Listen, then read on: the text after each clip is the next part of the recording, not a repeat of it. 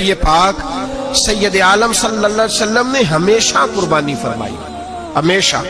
آج تو حضور نے ایک فرمایا، اللہ ہم سب کو حج کی توفیق عطا فرمائے اور بار بار حج کی توفیق دے۔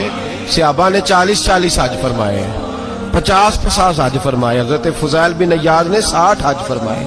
اللہ توفیق دے، قبول فرمائے اور اللہ سب کو بار بار وہ موقع نصیب فرمائے۔ تو نبی پاک صلی اللہ تعالی علیہ وسلم نے حج ایک فرمایا، قربانی حضور جس دن مدینے آئے اس وقت شروع فرمائی، اور ہر سال حضور قربانی دیتے، ہر سال 2 جانور ذبح فرمائے۔ یا رسول اللہ صلی اللہ تعالی علیہ وسلم 2 کا کیا مقصد فرمایا؟ ایک میری طرف سے، ایک میری غریب امت کی طرف سے۔ یا رسول اللہ صلی اللہ علیہ وسلم کس طرف سے فرمایا؟ ایک میری طرف سے، ایک میری امت کی طرف سے۔ کبھی فرمایا ایک میری طرف سے، ایک میرے اہل بیت اور میری امت کی طرف سے۔ 2 جانور حضور نے ذبح فرمائے، اور پھر میرے حبیب پاک صلی اللہ تعالی علیہ وسلم کے غلام مولا علی شیر خدا، ابن ماجہ کی روایت ہے، حضرت علی شیر خدا فرماتے ہیں کہ نبی پاک علیہ الصلوۃ والسلام 2 جانور ذبح کرتے تھے۔ خود حضرت علی کی جب باری آئی تو انہوں نے بھی 2 فرمائے۔ تو صحابہ نے پوچھا کہ علی 2 کیوں؟ 2 کس لیے؟ تو حضرت علی رضی اللہ تعالیٰ عنہ فرمانے لگے، مجھے میرے حبیب نے وصیت فرمائی تھی کہ علی تو نے 2 کرنے، ایک اپنی طرف سے کیا کرنا، ایک میری طرف سے کرنا۔ تو میں ایک اپنی طرف سے دیتا ہوں، ایک اپنے نبی پاک کی طرف سے دیتا ہوں صلی اللہ علیہ وسلم۔ 2 جانور۔ آپ لوگوں نے سنی ہوئی ہے یہ بات کہ مہینہ کھانا نہیں پکتا تھا حضور کے گھر میں۔ حضرت عائشہ فرماتی ہیں 3 چاند اور 3 سورج اکٹھے کبھی نہیں دیکھے جب ساتھ روٹی بھی کھائی ہو، یعنی 3 دن مسلسل کبھی کھانا نہیں کھایا۔ قربانیاں کتنی دیں؟ بولیے۔ حضرت علی شیر خدا کا مکان کوئی نہیں اپنا، کوئی گھر نہیں بنایا۔ مولا کائنات شیر خدا، میں نے یہ بات پھر دہرا رہا ہوں، پہلے بھی میں نے عرض کی تھی، پکا کرنے کے لیے دہرا رہا ہوں، حضرت علی کا کوئی کاروبار نہیں بظاہر۔ بی بی صاحبہ فرماتی ہیں کہ کئی ہفتے صرف سرکہ اور کھجورے۔ قربانیاں کتنی؟ اسی سارے صاحب لان ٹورے ہیں کہ ساڑھے تے لگ دیئے کہ نہیں، پکا۔ اور پھر جب بات ہوتی ہے دینے کی تو ماحول اور ہوتا ہے، جب لینے کی باری ہوتی ہے تو ماحول اور ہوتا ہے۔ قربانی واجب ہے اس شخص پر جس کے پاس 52.5 تولے چاندی یا 7.5 تولے، لیکن میں 7.5 تولے والا فتویٰ نہیں دیتا، میں 52.5 تولے چاندی والا فتویٰ دیتا ہوں، اس لیے کہ 52.5 تولے چاندی تو شاید تولہ یا 1.5 تولہ سونے کے برابر ہی ہو جائے، ٹھیک ہے نا جی؟ تو 7.5 تولے سونا 50-60 ہزار روپیہ جس آدمی کے اکاؤنٹ میں موجود ہے وہ قربانی کرے۔ بلکہ امام شافعی رحمۃ اللہ علیہ فرمایا کرتے تھے جس نے 3 کمروں کو تالا لگایا ہوا ہے وہ 3 کمرے فارغ ہیں، اس کے کسی کام کے نہیں، ان کی قیمت کا حساب لگائے۔ چھت پہ سٹور بنا دیا ہے، کوئی مطلب نہیں اس کا، اور جو ویسے رکھی ہوئے ہیں کوئی معنی ہی نہیں کمرے کا، فرماتے تھے حساب لگائے، قربانی کرے۔ رب کریم کی بارگاہ میں دینے کا جب معاملہ آیا تو تم گول کر گیا کام۔ میرے رسول کائنات سرور عالم صلی اللہ علیہ وسلم کا جب اپنے لیے چیزیں استعمال کرنے کا ماحول ہے تو محبوب پاک علیہ الصلوۃ والسلام نے مہینہ روٹی نہیں پکائی۔ یہاں جو آدمی ہر جمعرات کو 4 کلو بکرے کا گوشت پکاتا ہے اور ہر تیسرے دن مرغی کا گوشت لاتا ہے، وہ قربانی کی باری آتی ہے تو کہتا ہے میرے پہ لگتی نہیں۔ وہ ٹھیک ہے ابا جی لے آئے، ابا جی کی طرف سے قربانی ہے، اس دفعہ ابا جی کی، اگلی دفعہ اماں جی کی، اس سے اگلی دفعہ دادی جی کی۔ او خدا کے بندو، جس آدمی کے پاس پیسے ہیں پہلے اپنی قربانی واجب ہے۔ میری بات کی سمجھ آ رہی ہے عزیزوں کو؟ جو آدمی صاحب استطاعت ہے پہلے کس کی قربانی کرے گا؟ وہ کمائی کرتا ہے، اس کے اپنے اکاؤنٹ میں تنخواہ آتی ہے، ابا جی کے اکاؤنٹ میں نہیں آتی۔ اس نے اپنا بینک بیلنس چوری بھی رکھا ہوا ابا جی سے۔ پہلے اپنی قربانی کرے، اگر اس کو شوق ہے، دل کرتا ہے تو ایک اور خریدے، پھر ابا جی کی طرف سے کرے۔ اگر اللہ نے توفیق دیا تو ایک اور خریدے، اماں جی کی طرف سے کرے۔ اور اگر اس کے دل کو اللہ ٹھنڈک عطا کرے، سکون کرے، تو پھر اپنے رسول کی طرف سے بھی قربانی دے، پھر اپنے محبوب کی جانب سے بھی قربانی کرے۔ نبی پاک صلی اللہ تعالی علیہ وسلم نے ہر سال 2 قربانیاں دی، 10 سال۔ کل کتنی ہوگی 10 سالوں میں؟ بولیے۔ اور جب حضور حج کرنے گئے نبی پاک نے 63 اونٹ ذبح فرمائے، एक ऊंट में कितनी कुर्बानियां होती हैं? 63 ऊंट हुजूर ने ज़िबा फरमाए। और हदीस बड़ी मजेदार है। हजरत अबू हुरैरा रदी अल्लाह ताला अन्हु फरमाते हैं कि जब ऊंट ज़िबा करने की बारी आई तो हम सोच रहे थे, परेशान थे कि ये तो बड़ा मुश्किल है ज़िबा करना, बड़ा मुश्किल है, इसको तो नहर करना पड़ता है, गिराना पड़ता है, बांधना पड़ता है। सबसे मुश्किल काम ऊंट ज़िबा करना है। तो नबी पाक सल्लल्लाहु अलैहि वसल्लम की तो आदत करीमा है, अपने हाथ से ज़िबा करते हैं हुजूर। वो हमारा अल्लाह खैर करे, अब अल्लाह ही हाफिज है। ज़िबा करना तो दूर की बात है, हमारा जो बीए पास लड़का है ना, उसको डर आता है जानवर के पास खड़े होते हुए। कहते हैं बच्चों को अंदर ले जाओ, 10 साल का 12 साल का, उसको अंदर ले जाओ, ज़िबा करना, रोएगा। और बस करो यार, ये किस कौम से तुम्हारा ताल्लुक पड़ गया है? हमारे तो 12 और 14 साल के मुअव्वज़ और माद अबू जाल की गर्दन काट के रख दिया करते थे, और तू बच्चा बकरा ज़िबा करने से डरा रहा है। इसको खड़ा कर ला के, कुर्बानी तो जिहाद की ट्रेनिंग है, वो खड़ा कर, इसको कहा बेटा यहाँ खड़ा हो, अल्लाह के रास्ते में बकरे की गर्दन काटनी है। अगर कोई शख्स खुदा रसूल के दीन की मुखालफत करे, कुफर का झंडा उठाए, तो उसकी गर्दन भी काटनी है। ये ट्रेनिंग है बच्चों के लिए। यहाँ अजीब माहौल है, डर लग रहा है, पीछे हट जाओ। और जिस साहब की कुर्बानी है वो भी कोई 1.5 किलोमीटर के फासले पे खड़े हैं, दूर खड़े होकर देख रहे हैं। नफीस ही बड़े हैं जनाब, लतीफ ही बड़े हैं। कपड़ों को कोई कतरा खून का लग गया तो बड़ी मुसीबत बन जाएगी। और अमीर आदमी, उसने तो, उसका तो घर कसाई ने खुद फोन किया है कि साहब सबसे पहले मैं आपके घर आऊंगा। उसको पता है कि मुंह मांगी कीमत मिलेगी।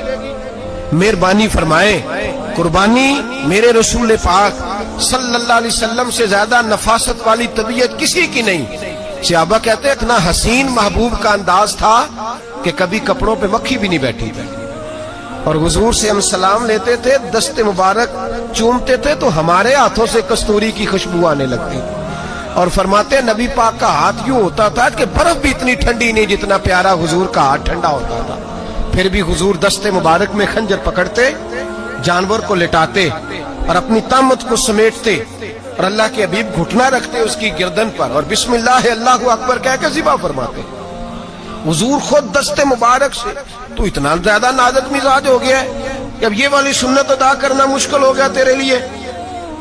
63 ऊंट हैं। और सहाबाए किराम अलैहिम रिदवान फरमाते हैं कि हाल ये है, हम सोच रहे हैं कैसे ज़िबा करेंगे, क्या करेंगे, कैसे गिराएंगे। और नबी पाक सल्लल्लाहु अलैहि वसल्लम कहते हैं हम अभी सोच में ही थे कि हुजूर ने छुरी पकड़ी। खंजर जब हुजूर ने उठाया तो फरमाते हैं ऊंट दौड़ता हुआ आया और नबी पाक के सामने आके लेट गया। फरमाते हैं अल्लाह के रसूल ने बिस्मिल्लाह अल्लाहु अकबर कह के ज़िबा किया, उसने टांग भी कोई नहीं हिलाई, पैर भी कोई नहीं हिलाया। वो किसी शायर ने बड़ी अजीब बात कही थी, उसने कहा फंसी जो दाम में बुलबुल तो लगी यूं कहने, करेगा कत्ल किया तूने जब असीर मुझे, कबाब शम्मा के शोले पे कीजियो सयाद, शक्ल गुल नजर आए दमे अखीर मुझे। वो कहते हैं बुलबुल को शिकारी, सयाद शिकारी, शिकारी ने पकड़ लिया बुलबुल को, तो सयाद से बुलबुल कहने लगी तूने पकड़ा है तो कत्ल तो करेगा ही ना, खाएगा तो सही, एक मेरी मिन्नत है। शिकारी कहने लगा वो क्या? तो बुलबुल कहने लगी जब तू मुझे ज़िबा करे ना और पकाए तो मुझे फूल से बड़ी मोहब्बत है, इस तरह करना, कोयले इतने ज्यादा दहकाना, इस कदर ज्यादा आग जलाना कि उनकी शक्ल गुलाब के फूल की तरह सुर्ख हो जाए। तो जब तू मुझे उन पर जलाएगा तो मुझे तकलीफ नहीं होगी, इसलिए कि महबूब का चेहरा जो सामने आ जाएगा, मुझे तकलीफ नहीं होगी। फंसी जो दाम में बुलबुल तो लगी यूं कहने, करेगा कत्ल किया तूने जब असीर मुझे, कबाब शम्मा के शोले पे कीजियो सयाद, ओ शक्ल गुल नजर आए दमे अखीर मुझे। आला हज़रत बरेलवी अलैहि रहमा फरमाया करते थे, फरमाते थे बड़ी तकलीफ होगी, बड़ी तकलीफ होगी जब जान निकलेगी। रवायतों में आता है जिस तरह बारीक दुपट्टा झाड़ियों पे डाला जाए, खींचा जाए तो फट जाता है, यूं तकलीफ होगी। पर फरमाने लगे रसूलुल्लाह के गुलाम को कोई तकलीफ नहीं होगी। हुजूर क्यों? फरमाया इसलिए कि जब जान निकलने लगेगी तो सामने जलवाए बद्दुहाद आ जाएगा, हुजूर के जलवे होते रहेंगे तो पता ही नहीं चलेगा जान कैसे निकल गई। फंसी जो दाम में बुलबुल। तो सहाबा फरमाते हैं कि ऊंट दौड़ता हुआ आया, हुजूर के सामने आके लेटा, नबी पाक ने ज़िबा फरमाया और फरमाते हाथ धो गई। हुजूर ने तवज्जो फरमाई तो दूसरा दौड़ता हुआ आ गया, تیسرا آ گیا. حضرت ابو ہریرہ فرمایا کرتے اونٹ ایک دوسرے کو دھکے دیتے تھے, پیچھے ہٹ جا, پہلے میں نے جانا ہے, پہلے میں نے جانا ہے. 63 اونٹ وادی مینا میں حج کے موقع پر میرے رسول پاک نے دست مبارک سے ذبح فرمائے. ہر قربانی حضور نے اپنے ہاتھوں سے فرمائی. قربانی واجبات دین میں سے, ضروریات دین میں سے, اور کوئی اتنا لمبا چوڑا مسئلہ نہیں. بہت ساری چیزوں کو خود بخود مشکل کر لیتے ہیں. ٹی وی پہ خبر آتی ہے فیصل آباد کے 2 بیل ہیں, بولو اور ڈولو, پتہ نہیں کتنے من ان کا وزن ہے. ان سے پوچھا جا رہا ہے کہ بولو ڈولو کھاتے کیا ہیں؟ تو کہتے ہیں بادام کھاتے ہیں, مکھن کھاتے ہیں. یہ جناب پتہ نہیں ان کو دودھ کتنے کلو روز پیتے ہیں, اور بولو ڈولو بیچارے سے خود نہیں چلا جا رہا. لگ ایسے رہ جیسے وہ خود کہہ رہے ہیں مہربانی کرو ہمیں ذبح کر لو, اب تو اٹھا بیٹھا بھی نہیں جا رہا. او خدا کے بندو, دین کی اصل حقیقت کو سمجھو. یہ تو حضور نے فرمایا خوبصورت جانور لاؤ, یہ کس حدیث میں آیا ہے کہ اسے بادام کھلاؤ؟ آج لوگ انسانوں کو روٹی نہیں مل رہی اور جانوروں کو بادام کھلا رہے ہو. اس کے حصے میں جو اللہ نے شے رکھی ہے نا وہ چارہ ہے, اس کو چارہ کھلاؤ اور اچھے طریقے سے پیٹ بھر کے کھلاؤ. جانور کو پیٹ بھر کے چارہ کھلایا جائے تو جتنی اس کی طبیعت ہوتی ہے اس حساب سے وہ صحت مند ہو جاتا ہے. باقی یہ تو آپ کسی شخص کو اتنا کھلا دیں کہ اس کا پیٹ اتنا بڑا ہو جائے, پھول جائے, تو وہ بیچارہ تکلیف میں آئے گا کہ نہیں آئے گا؟ یہ کس قسم کا ماحول ہے؟ ایک بکرا بکا ہے لاہور میں, اور سیٹھوں نے شرطیں لگائی ہوئی ہیں, میں 5 لاکھ کا لایا ہوں تو میں 9 لاکھ کا. یہ کیا چکر ہوا؟ مجھے اتنا کھلایا جی اس کو فلاں چیز. یہ کس نے کہا ہے کھلانے کا؟ بادام کھانا کس حدیث میں آیا؟ کس صحابی نے اپنے بکرے کو بادام کھلائے؟ کس نے مکھن کھلایا؟ کس نے پیڑے کھلائے؟ بس کرو, عجیب تماشا لگ گیا. اور یہاں تو اتنی بری حالت ہو گئی ہے کہ عورتیں ناچنے لگی ہیں قربانی کے جانوروں کے آگے, بیبیاں بیچنے لگی ہیں. اللہ کے غضب کو آواز نہ دو. یہ قربانی ہے کہ ہر چیز کا, مذہب کی ہر شے کا مذاق بنا دیا ہے. جس دین نے عورت کی اپنی قربانی بھی ہو تو اس کو ذبح کرنے کی اجازت نہیں دی, مرد ذبح کرے گا. جو دین کہتا ہے کہ عورت ذبح نہیں کرے گی, وہ عورت بیچ سکتی ہے اللہ کے جانور. یہاں جس کا میں نے رمضان میں بھی کہا تھا, پھر بات دہراتا ہوں, سارا سال ناچتے گاتے ہیں, اور عید کا موقع آتا ہے تو 2-4 مولوی بٹھا کے وہ دین سکھانا شروع کر دیتے ہیں. کوئی پتہ ہی نہیں, کوئی خبر ہی نہیں. جس بوتل میں کل تک شراب بک رہی تھی اسی میں دودھ پلاؤ گے؟ جس برتن میں کل تک پیشاب تھا اس میں آج لوگوں کو شہد پلاؤ گے؟ بس کرو, یہ مذاق نہیں, یہ رسول اللہ کا دین ہے. نبی پاک سید عالم صلی اللہ تعالی علیہ وآلہ وسلم نے کوئی ذمہ عورت کے کوئی چیز نہیں لگائی ایسی جس میں اسے مردوں کے ساتھ شامل ہونا پڑے. اور عورت سمجھ ہی نہیں رہی کہ یہ اس کی تذلیل ہے, عزت نہیں. صابن بک رہا ہے تو ساتھ بی بی کھڑی ہے, شیمپو بک رہا ہے تو عورت اس کی جو ہے وہ ایڈ دے رہی ہے. یہ عزت ہے عورت کی؟ رسوا کر دیا تم نے ہر شے میں عورت. اب قربانی کا جانور بھی بی بی بیچے گی؟ غیرت کہاں گئی اس قوم کی؟ میرے رسول پاک سرور دو عالم صلی اللہ تعالی علیہ وسلم کو کسی نے آ کے کہا فلاں قبیلے کے لوگوں نے عورت کو سربراہ بنایا ہے, عورت کو آگے لگا لیا. فرمایا تباہ ہو گئے وہ لوگ, انہوں نے عورتوں کو اپنے آگے پیشوا بنا لیا. جس رب نے عورت کو نبوت نہیں دی, امامت کرنے کا حق نہیں دیا, کس چکر میں لوگ پڑ گئے؟ 5 لاکھ کا جانور کس لیے لائے ہو؟ 5 لاکھ کا تفاخر کے لیے, دکھانے کے لیے؟ تو اگر 50,000 کا 60,000 کا بھی جانور لاتا تو اچھا آ جاتا. اور 50,000 کا جانور لائے تو 5 لاکھ میں کتنے آتے ہیں بولے؟ تو 10 جانور ذبح ہوں گے تو کتنے غریبوں تک گوشت جائے گا, کتنے گھروں کا بھلا ہوگا. ہر چیز کا چکر الٹا کر دیا گیا ہے. اور یہ صرف حج کے لیے ہوتی تو میرے رسول پاک ہر سال قربانی نہ کرتے, اور میرے نبی پاک قربانی دینے کا حکم. ایک اور بات بڑی لوگ پوچھنے لگے, کہتے جی گائے کی ہوتی ہے, بھینس کی بھی ہوتی ہے کہ نہیں؟ چلو جی اب نئی بات نکل آئی. حدیث پاک میں لفظ آیا اونٹ کا, نبی پاک نے فرمایا بکرا 1 سال کا, گائے 2 سال کی, اونٹ 5 سال کا. حدیث میں لفظ آ گیا اونٹ کا. آپ کو بندہ کہے پہلے بتائیں نر کا کہ مادہ کا, تو میں کدھر سے آپ کو حدیث نکال کے دوں جس میں نر بھی اور مادہ علیحدہ علیحدہ ہو؟ حدیث پاک میں ذکر آ گیا دمبے کا، مینڈے کا. اب باقی جو سارے جاگ رہے ہیں نا، اب غور فرمائیں، باقی ایک بکرا ہے، ایک چترا ہے، ایک دمبا ہے، ایک دیسی بکرا ہے، ایک پہاڑی بکرا ہے، تو علیحدہ لفظ کہاں سے نکال کے دیے جائیں؟ یہ ساری انواع ہیں، اقسام ہیں، نوع ہیں. اسی طرح بھینس بھی گائے کی ایک قسم ہے. امام اعظم ابو حنیفہ فرماتے ہیں النوع منہ، یہ اس کی ایک قسم ہے، نوع میں سے ہے، گائے کی نوع میں سے ہے. آپ عام لفظ بولتے ہیں تو کہتے ہیں بکرا چترا گائے بھینس، عام لفظ ہے نا. تو جب گائے کہہ دیا تو اب کو بندہ کہے گائے آیا تو پہلے بتائیں گائے تو ہے تو اس میں بیل شامل ہے کہ نہیں؟ تو گائے کی جتنی قسمیں ہیں نا، ہمارے محدثین بھینس کو گائے میں شامل کرتے ہیں. بھینس گائے کی ایک قسم ہے. تو نبی پاک صلی اللہ علیہ وسلم نے جب گائے کا لفظ استعمال کیا تو بھینس اس کے اندر آ گئی. تو اگر گائے کی قربانی جائز ہے تو بھینس کی قربانی بھی جائز ہے. اگر بیل کی قربانی جائز ہے تو کٹے کی قربانی بھی 100% جائز ہے. اس کے اندر 7 حصے ڈالے جائیں گے، اسے قربان کیا جائے گا، یہ جائز ہے.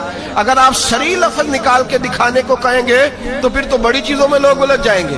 پھر کیسے نکالا جائے گا خسی کی جائز ہے کہ نہیں، جو خسی نہیں اس کی جائز ہے کہ نہیں، فلاں کی. تو ان تفصیلات، ہاں بہت ساری چیزوں کی تفصیلات حدیث میں ہیں لیکن ساری چیزوں کی موجود نہیں. اس لیے میرے عزیز یاد رکھیں، بھینس کی قربانی بھی ہوگی، گائے کی بھی ہوگی، بیل کی بھی ہوگی، کٹے کی بھی ہوگی. جن کی نہیں ان کی نہیں. ہم نے کبھی کہا ہرن کی قربانی بھی ہوگی یا مرغی کی قربانی بھی ہوگی. تو حدیث مبارکہ کے اندر جو چیزیں موجود ہیں ان کی جتنی اقسام ہیں ان سب کی قربانی کرنا ہاں جائز ہے. اور میرے نبی پاک صلی اللہ علیہ وسلم نے فرمایا جانور خوبصورت ہو، لنگڑا نہ ہو، کانا نہ ہو، زخمی نہ ہو، خوبصورت جانور لاؤ، اس کو لا کے ذبح کرو. لوگ کہتے ہیں چلو اتنے پیسے اللہ کے راستے میں دے دیں، تو یہ کافی نہیں کافی.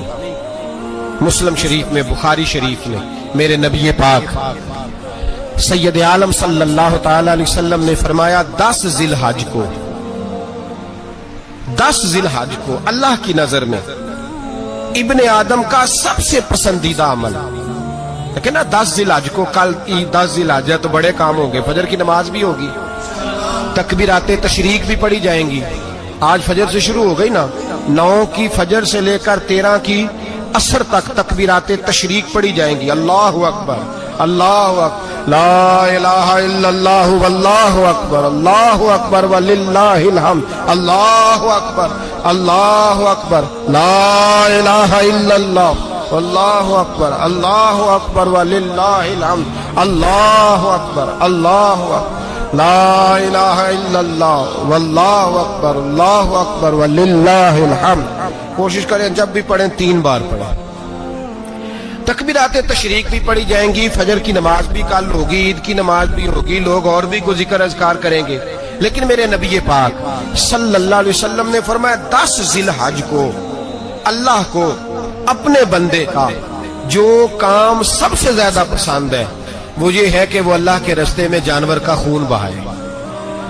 حالانکہ نمازیں بھی ہیں، اذکار بھی ہیں، تکبیرات بھی ہیں، سارا کچھ ہے، پر اللہ کو سب سے زیادہ کیا پسند ہے؟ جانور کو قربان کرنا. یہ اللہ کو بڑے خوبصورت لفظ نبی پاک علیہ السلام نے فرمایا قربانی کا جانور قیامت کے دن اپنے سینگوں اور کھروں سمیت آئے گا، اور جس نے قربانی کی ہوگی اس کی بخشش کروا کے اسے جنت میں لے کر جائے گا.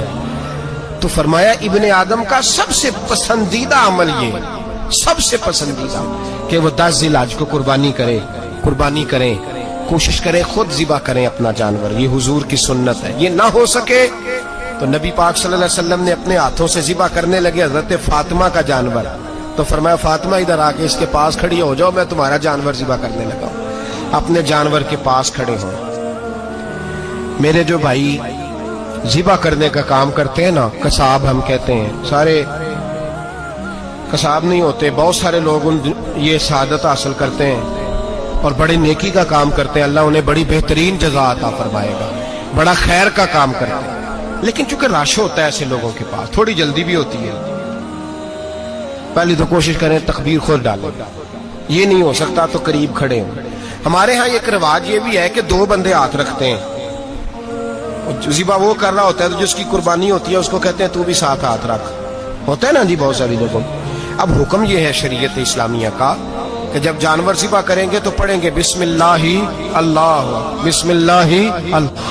ہاں نبی پاک صلی اللہ علیہ وسلم نے لمبی دعا پڑھی، صحابہ بھی لمبی دعا، انی وجہت وجہی للذی فطر السماوات والارض حنیفا وما انا من المشرکین، یہ بھی پڑھا۔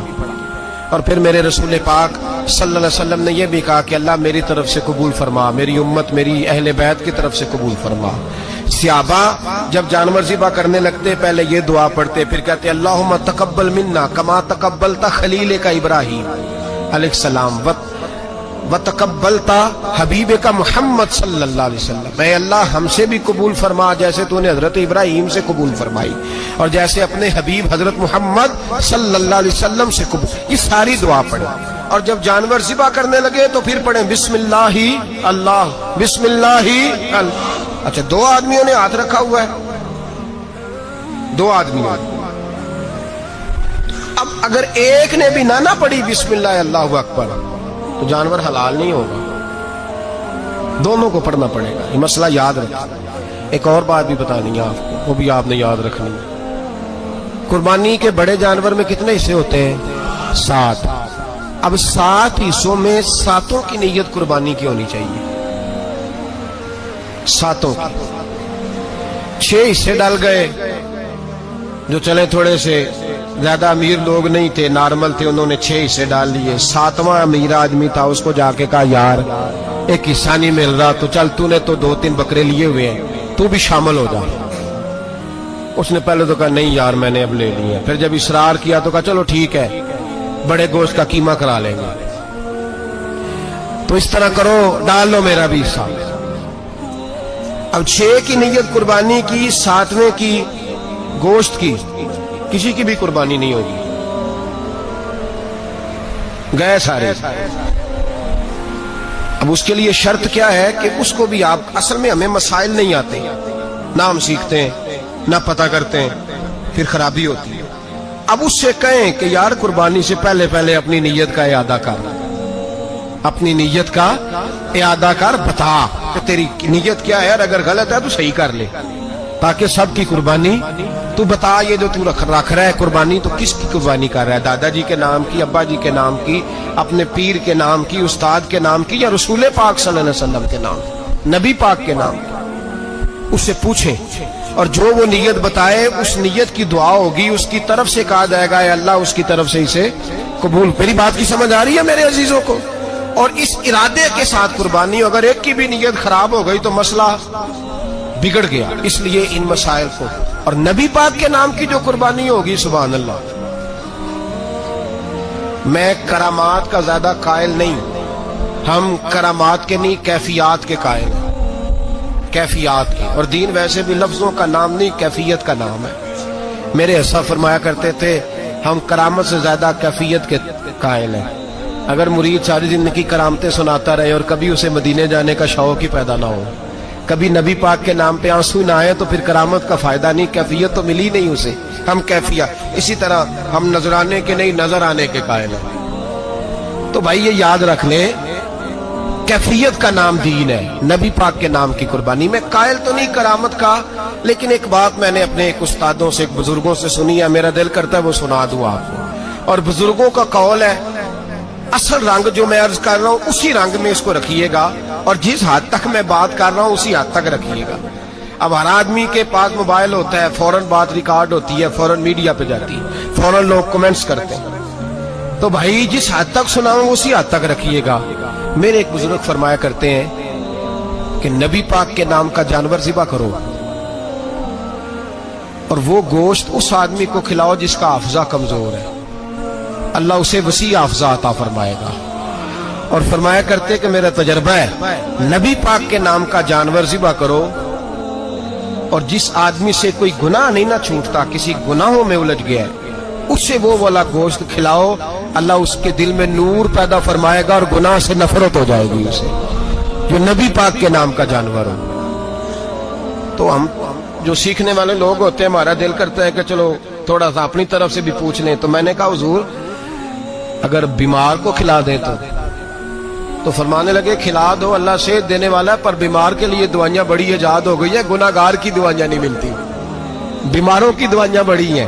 गुनाहगारों की नहीं मिलती, गुनाहगार को खिलाओ। इसलिए कि जो चीज मुस्तफा के नाम से मंसूब हो जाती है, रब उसकी बड़ी कदर फरमाता है, अल्लाह उसकी बड़ी कदर करता है। जो चीज नबी पाक के नाम से मंसूब हो जाती है, अल्लाह उसकी बड़ी कदर फरमाता है। मेरे नबी पाक अलैहिस्सलाम ने फरमाया, मेरा कलमा पढ़ने वाला मोमिन जब दोजख से गुजरेगा तो दोजख कहेगी जल्दी जल्दी गुजर जा, जल्दी जल्दी। जहन्नम की आग कहेगी जल्दी जल्दी गुजर जा, जल्दी। तो मोमिन कहेगा तू तो आ गया, तुझे क्या बात हुई, पुल सिराज से गुजर रहा है, क्या मसला हुआ। उसके पास से गुजर रहा है दोजख के, तो पास से गुजरते वक्त भी कहते जल्दी गुजर जा, कहीं ऐसा ना हो कि तेरे नूर की चमक मेरी आंख को ही ठंडा कर दे। ये शान है उनके गुलामों की, तो सरकार का आलम क्या होगा। तो मेरे रसूल पाक अलैहिस्सलाम से जो शय मंसूब हो जाती है, उसकी अल्लाह बड़ी कदर फरमाता है। जभी तो हमारी कदर है। अल्लाह फरमाता है कुन तुम खैरा उम्मतिन, तुम जिस तरह के भी हो सबसे अफजल। इसलिए कि मेरे मोहम्मद का कलमा जो पढ़ते हो सल्लल्लाहु अलैहि, तो कुर्बानी करें, अच्छी नीयत के साथ करें, खुलूस के साथ करें। कुर्बानी के गोश्त के 3 हिस्से कर दें। एक देना है खालस गरीब लोगों को, जी क्या देना उनको, जी गरीबों को क्या देना है, नाल झिड़का नहीं देनिया 250 आ भी गए हो तुसी, अजे तो खल भी नहीं लाई, चिड़का नहीं देनी है। और जो तेरे दरवाजे तक चल के आ गया, और अल्लाह पाक से डरा कर, बस ये सोच के उसने तुझे देने वाला बनाया है। भाई ये सोच कि कोई किसी के दरवाजे तक नहीं जाता, ये सोच वो बड़ा बेनियाज है, कुछ का कुछ कर देता। तेरे दरवाजे तक आ गया ना, बस ठीक हो गया। तू समझ कि उसने तुझे बड़ी इज्जत दी है, तेरे दरवाजे तक शापर लेके आया। झिड़के ना दे, उत्ते बह जा, तू आ भी गया है, ऐसे ना कर, ऐसे ना कर बिल्कुल। बस जो आ गया है ना, उसको इज्जत दे, वकार दे। गरीब को गोश्त देना है, 7 झिड़के नहीं देनी। और उसको बड़ी अजीब बात है, चौधरी साहब बैठे हुए हैं, 2 पंखे चल रहे हैं, और उन्होंने जनाब बड़ा सोफा रखा हुआ है और टप में गोश्त रखा हुआ है, और गरीब आदमी लाइनों में लगे हुए हैं। थोड़ी देर के बाद में चाय पीनी चाहिए। बस कर यार, बस कर, बेपरवाही वे एक सज्जन दी, जिथे किसे दी पेश ना जावे, उन्हें ताजा वाले दर दर रोले ते मंगते तख्त बिठावे। डर उसकी बेनियाजी से। देख जो तेरे दरवाजे तक आ गया, बस आ गया, इतना ही काफी है, इतना ही काफी है, और इसी पे इक्तिफा कर। और कसाई से भी मेरी गुजारिश है कि फटाफट जिबा करना है, अगले घर भी जाना है। जानवर में अभी जान होती है तो खलड़ी उतारनी शुरू कर देते हैं, जुल्म है। जिस महबूब ने फरमाया है कि जानवर के सामने जानवर जिबा ना करो, जिन्होंने कहा कि जानवर के सामने छुरी तेज ना करो, उन्होंने तुम्हें कैसे इजाजत मिल गई हो। भाई कुछ नहीं होता, अल्लाह खैर करेगा। और आप भी कसाई की मिन्नत करें, लड़ाई नहीं करें, गुजारिश करें, कहीं जरा ठहर जा यार, 2 मिनट ठहर, ठंडा होने दे, इसे ठंडा होने दे। जिंदा आदमी की खाल उतारें तो कितनी तकलीफ होती है। इतना जुल्म मैंने देखा, उसी वक्त उसने लटका दिया, पैर काटने लग गया, फटाफट ना, ठंडा होने दें। नबी पाक सल्लल्लाहु अलैहि वसल्लम ने मना फरमाया, जानवर ठंडा हो का गोश्त बनाए अच्छे तरीके से, कुछ नहीं होने लगा, कोई मसला नहीं है ऐसा। वो जो हमारे यहाँ मशहूर है ना, ईद वाले दिन रोजा होता है तो कुर्बानी के गोश्त से खोलना है, रोजा कोई नहीं होता। बस इतनी बात है कि अच्छी बात है, मुस्ताहब है, अच्छा फेल है कि आप सबसे पहला खाना कुर्बानी का गोश्त ही खाएं। तो शुगर वाले बेचारे की शुगर लो हुई है, गोश्त मिलेगा 5 बजे, वो तो मर जाएगा। तो कोई जरूरी नहीं, वो खाना खाए जो घर में मौजूद है, नाश्ता वो करे, कोई ऐसी बात नहीं। गोश्त बन जाए तो वो खा ले, कोई रोजा नहीं। ईद वाले दिन कोई रोजा नहीं होता, यौम अरफा का रोजा है, ईद वाले दिन का कोई रोजा नहीं। बहरहाल उस गोश्त के 3 हिस्से करें।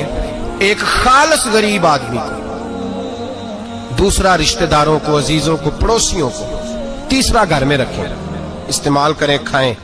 सारा गोश्त घर में रखना भी जायज है और सारा बांट देना भी।